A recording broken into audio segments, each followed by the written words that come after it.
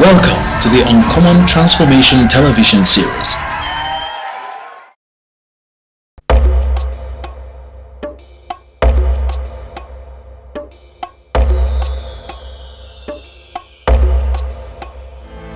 Akwa Ibom, ayayao, sinena barasone ki songe mananye.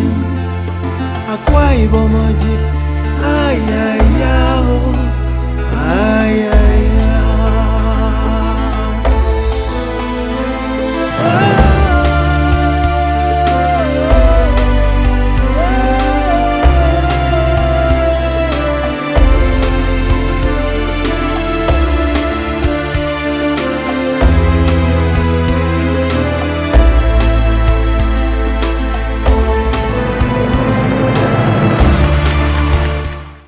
You are welcome to Akwa Ibom State, the land of uncommon transformation. Come and join us, live amongst us, and invest, and you will not regret. I welcome you. Communities hitherto unheard of in Akwa Ibom State are now enjoying rave mention, courtesy of the Governor Akwa administration. The administration, upon inception in 2007, set about the total transformation of the state to the extent that even remote areas, never considered in the scheme of things by successive administrations, started enjoying the dividends of democratic governance.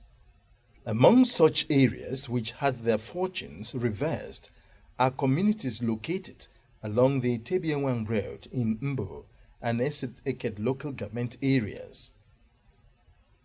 Prior to the construction of this all-important road, the people suffered untold hardship, particularly as there was no access road linking them with their kith and kin, as well as other neighboring communities. In fact, stories are told of how boats full of passengers capsized, drowning all the passengers on board. The situation continued with no reprieve in sight for several decades. But the ascension of Chief Akwa to the hilltop mansion as State Chief Executive has brought about the change the people had yearned for over the years. Consequently, a new road is being constructed across the area. The road is coming with some worth. It prides itself as the road with the longest bridge in Akwa Ibom State, measuring more than 1.2 kilometers in length.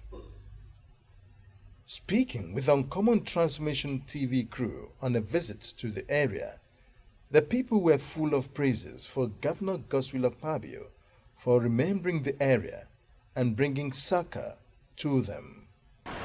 There was no better road at all. Even since the government of the NCNC in 1950 something to 60, they started to make a little bridge here, and they couldn't complete it because of the Biafran war. Since then, there was no road for us. We only go through the boat. Even the government did not even create the road for us, or even creating the small part of we had.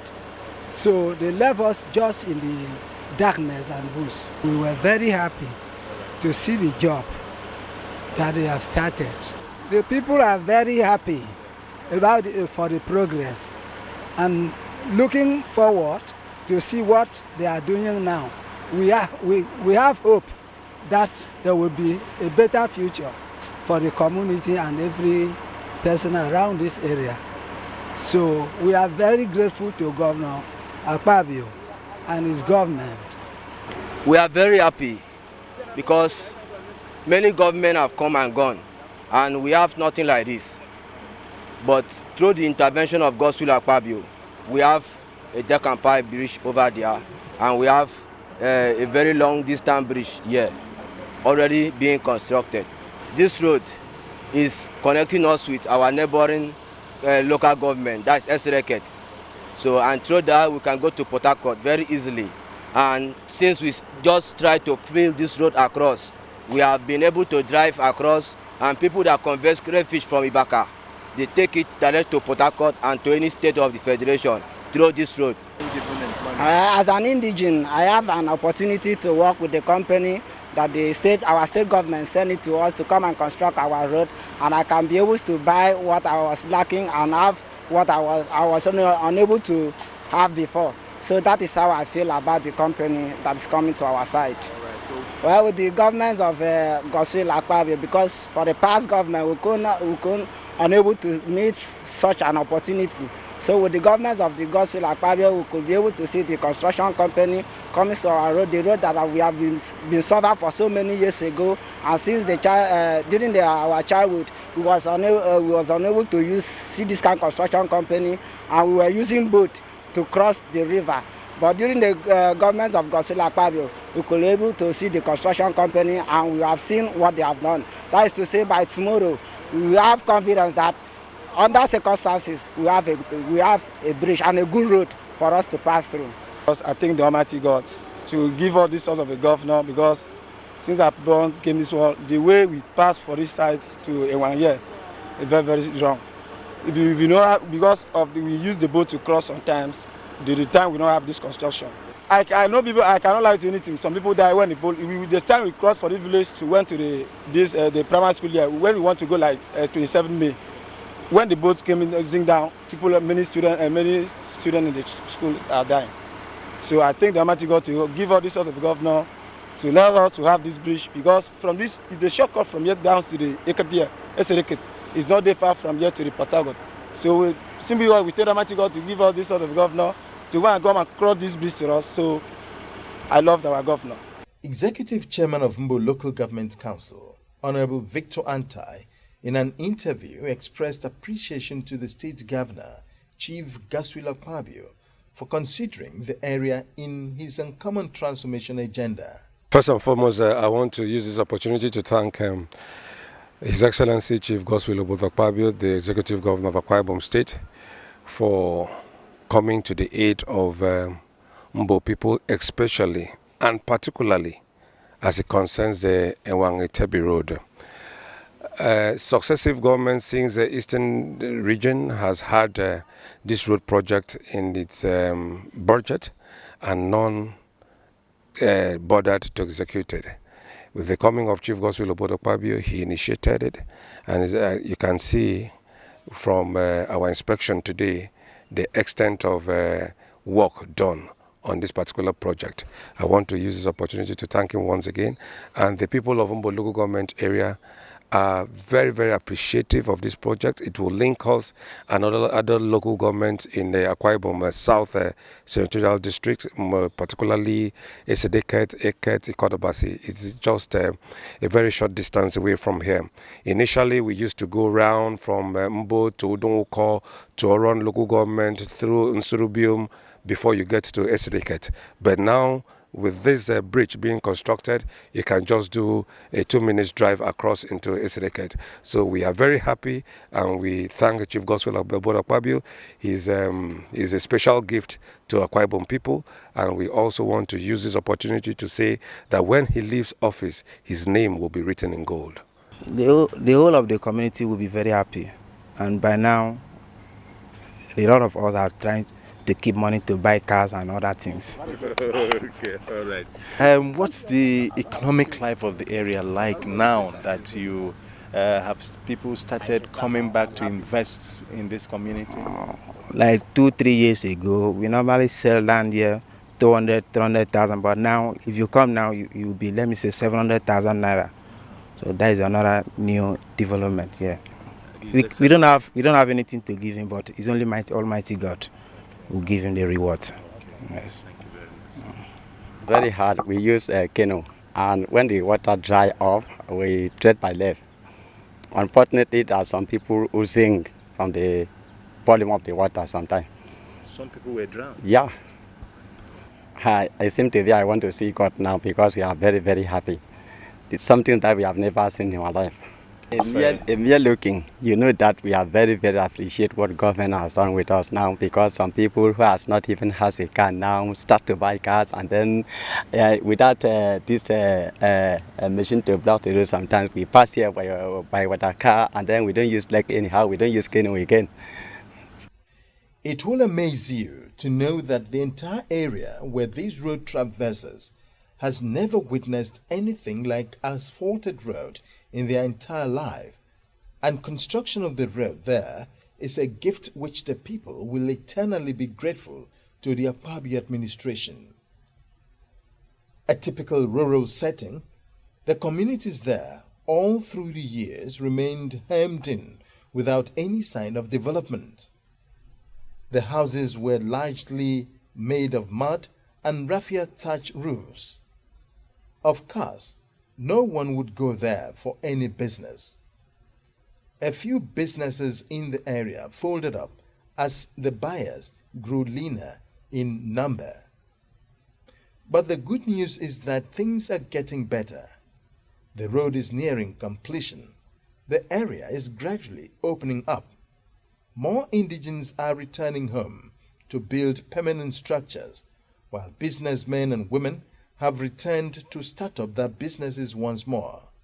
Rural-urban movement of persons, particularly youths, has drastically reduced as they can now freely move around in pursuit of their daily endeavors right in their community.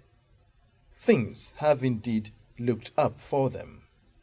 When we visited the project site, work was progressing steadily, with workers of the construction firm doubling effort to deliver the project, particularly as the rains intensify. Uwe Moses, the admin manager, and engineer Bernard Thompson, the site engineer, speak on the level of work done so far and the socio-economic importance of the road. Okay, the project itself is divided into 3 different zones. 1, the decompile bridge. 2, the roads generally. And 3, the main bridge here. The decompile bridge is at 90% completion. Very little thing, we shall asphalt it and go away and submit the key. Coming back to the main work itself, the road work, it is at about 60% completion. Why it is this is that we have asphalted much from Etebi to Orukum and about 2 kilometers this other side. So what remains, we count it to be 52% completion. This other side, almost finishing. I mean, in terms of the earthwork. This road links to Port Harcourt and links the east-west road. Eket east-west road that links even Lagos, Port Harcourt and all those sides. They are all maybe taken here as a shortcut to Oron. Yes. And when the east-west road is totally completed, you know it is a very short something. And by this very time, we are having a project at Ibaka, which makes it very, very possible for people to reach. The economic importance of it is not to be overemphasized because it is enormous. I mean, everybody around this very side and far away, they are depending on this road and they are praising. They are thanking thank you to the governor that had made this one. I'm talking about eminent Dr. Chief Gospel Akwa, that is the governor of the day. This is the first of its kind in Akwa Ibom State because it's the longest bridge we have in the east of the Niger. And for the support of the government who took it upon himself to build this bridge, he knew quite all right the economic values and everything that the people of this area will benefit. That is why he decided to at least construct this bridge. In earnest, there are so many challenges that we have faced before now, but to God be the glory, we are able to overcome these challenges, thereby making sure that we are able to work in this terrain. Like for example, the weather focus here is not friendly at all. We have some challenges because sometimes even in the dry season, it still rains. In the rainy season, it rains cats and dogs. There is a very serious challenge we are having here, but to God be the glory, we are able to at least put the resources together, put our machines together to see that we're able to finish this project. The Etebi Ewang road is of critical importance not only to the people of the benefiting communities, but also to the state in general. For example, it is the shortest route to neighboring states of Abia, Bayelsa, Rivers through the east-west road currently under construction. It also links Ibaka, where the proposed deep-sea port and the state's industrial city project are to be sited. It can therefore be understood why the Akwa administration is leaving no stone unturned to develop the area which possesses so much potentials for the rapid industrialization of the state. The special advisor to the governor on technical matters, Engineer Etebi Ewang, and the special assistant to the governor on project monitoring, Engineer Robert Ekbo, gave technical insight into the Etebi Ewang Road project. This is one of the economic hubs that Nigeria needs. So it's not only for even the people of Mbo and Esideket, it's for the people of Akwa Ibom and for Nigeria as a whole. So once that bridge is opened up, it becomes an economic hub completely, for the region. So it is very essential, that that bridge be constructed. The soil structure there is quite bad. It's marshy, it's brittle, everything you could talk about. The cranes cannot even stand on it. So we have to devise some engineering means. Are we going to bring in a barge? Are we going to? So even the piling rig is a problem. More than 60% have been done in terms of the piling work and the deck on pile as well. So for me, it's going on steady. It's a bridge plus an approach. The bridge itself is not supposed to be as long as 1.5 kilometers or 1.15 kilometers, but it is joined with the approach. Normally, the approach is supposed to be constructed in a normal way. That is, maybe you have the base, here the normal road, like the base, the sub-base, the asphalts, but because of the marshy terrain, you cannot construct a normal road there. And therefore, you have to devise a techniques of construction. And that's why we are using deck on pile. You have to pile the swampy area, put the pile cap, and then put a deck on it. And it forms part of the bridge. And that's why the bridge is that long, up to 1.15. And it's going to be the longest bridge and very expensive. Governor Godswill Akpabio makes no pretense about the transformation of the state vis-a-vis placing it on a pedestal where it could compare favorably with older economies. For him, every part of the state is important and must be touched to give all a sense of belonging. So at the stage we are in Nigeria now, we have to look forward. We may have to work double to be able to catch up with the rest of the developed countries. Yes. And the way I see Nigeria that Nigeria needs a small place, a small model state that international people can come in, as tourists can come in, because there are a lot of people. I know about America, for instance. There are a lot of black Americans who would love to come back to their roots. And of course, they will need a place like this where they come in and the kind of infrastructure they see in their country is available. That's what we are trying to do. So Akwa Ibom in the 21st century must build infrastructure that will cater for the future of our children. We are trying to catch up with the rest of the world. And like you said, well, we may not really be in a position to compete with Dubai because of the amount of money that they have. But we believe that if we make prudent use of the resources available to us today, we can build enduring infrastructure that we may not need to spend much money on. Yes. And the idea is to create an enabling environment for the private sector to thrive. And so we will need the right infrastructure if we have to invite them. So we completed an independent power plant and we are producing 191 megawatts of electricity. The idea there is to encourage what? Industrialization. And then we build good roads, accessible roads, they dualize them. We build flyovers. And then of course we open up the entire city. We are doing city remodeling because we have to improve the aesthetics of the town. Yes. And at the same time create access to rural communities so that people who are coming to invest will have access and they will be in a position to evacuate their goods.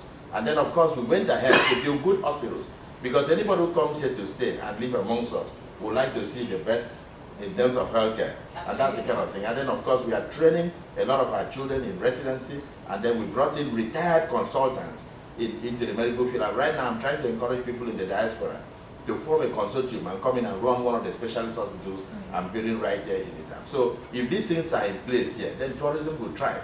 And that's why we are building the maintenance, repair, and overhaul facility, so that we can also ensure that most of our planes are checked here. There is none in the whole of West Africa. Yes. There's none. And so that kind of gigantic project will assist in air safety. And then we also brought up a policy of trying to develop the maritime sector. We believe that with the right international airport and also with the right deep sea port, we have a natural location for a deep sea port. A natural location. The shoreline, just by the shoreline, you have up to 15 to 17 meters without dredging. And it's fantastic for Nigeria. That is one deep sea port that Nigeria never had.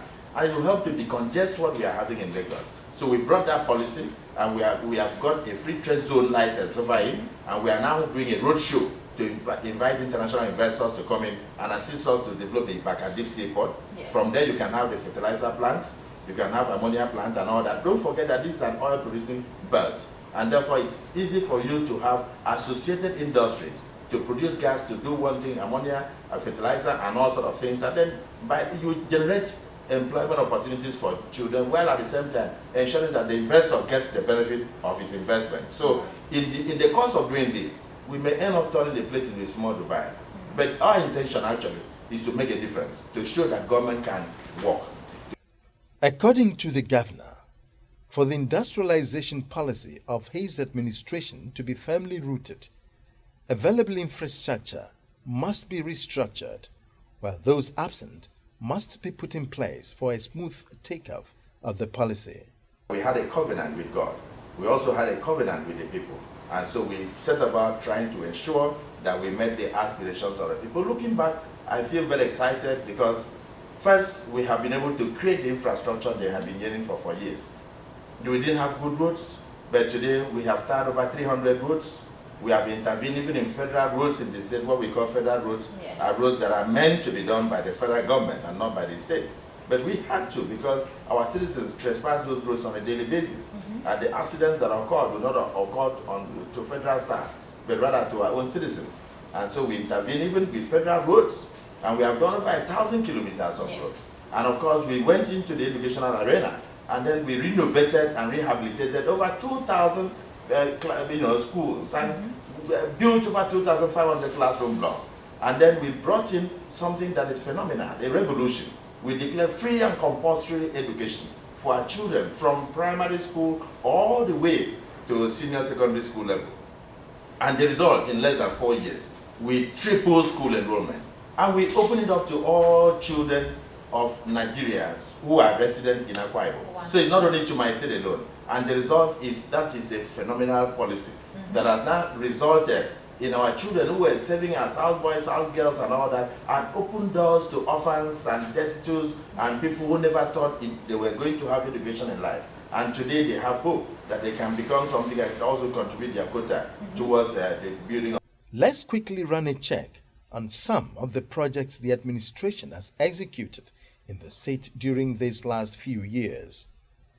The projects include declaration of free and compulsory education for children in the state, both indigenous and non-indigenous, completion of Ibom International Airport, which he met at site clearing level, construction of over 290 roads, both state and federal, measuring more than 1,000 kilometers, complete with street lights, 4 flyover bridges and other bridges across the entire state, new state-of-the-art Governor's Lodge, new Governor's Office, Nigeria's first digital library, the first in Africa pipe-jacking underground drainage project, world-class entertainment resort, the Ibom Tropicana Center, with an additional 250-room second 5-star hotel, completion of the 191 megawatts Ibom power plant, construction of a 30,000-seater Olympic-sized stadium, construction of the 20th anniversary specialist hospital, over 4,000 direct labor projects across the entire 31 local government areas. Under the Akwa administration, there is equity in the distribution of the state's commonwealth through citing of the many life-changing projects across the state. Never has Akwa Ibom State enjoyed so much relevance as it is doing now, under the Akpabio administration. The dream and vision of the moving spirit behind the uncommon transformation, Sir Godswill Akpabio, is to mold the state into a destination where everyone would crave to visit for one business trip or the other, or simply for relaxation. Akwa Ibom is simply that place to be. Uncommon Transformation television series brings you the latest information on the monumental achievements of Governor Akpabio's administration. Follow us on Facebook, Twitter, and YouTube to read the latest news, watch amazing videos, and in-depth interviews with the men and women working hard to make Akwa Ibom State better. You can also log on to our website for more information. Uncommon Transformation television series brings you the right information whenever you need it.